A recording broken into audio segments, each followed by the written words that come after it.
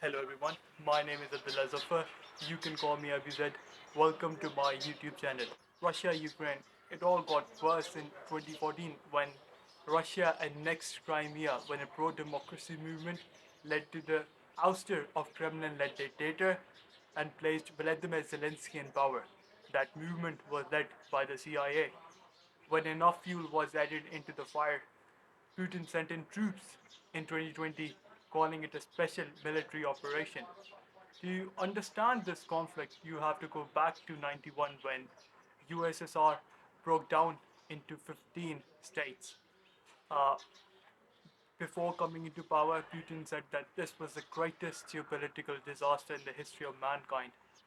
Putin wants to rebuild the great Russian Empire, furthermore, bring back the lost glory Moscow once held before it lost the Cold War. On the other hand, US promised Soviet Union that they would not expand NATO territory, but NATO has been expanding to the point where they have reached Poland, a nation bordering Ukraine.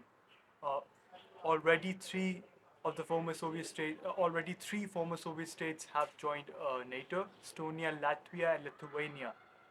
Uh, and Russia cannot afford to see a fourth former Soviet state joining NATO, especially Ukraine. Uh, Russia cannot afford to see Ukraine adopting Western liberal and democratic values. Furthermore, young Ukrainians now feel detached from their past.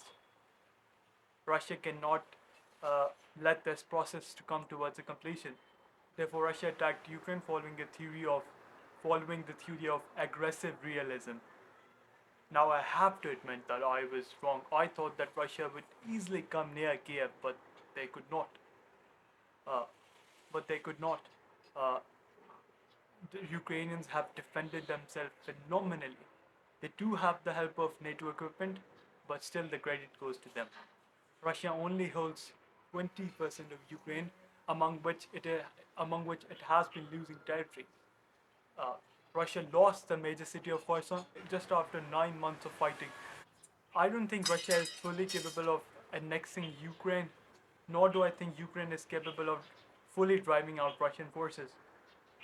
Uh, the only solution to this war, in my opinion, is a peaceful dialogue where Ukraine let goes of its pro-Russian annexed territories, which are not more than 15 to 16%. In totality, this war is a struggle between Russian influence in Eastern Europe and US-led NATO.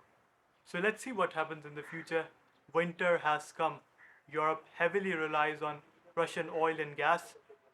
Already, Croatia and Hungary have denied EU to further assist them in making policies which damage Russian economy. Thank you so much for hearing me out. This is my second video on YouTube.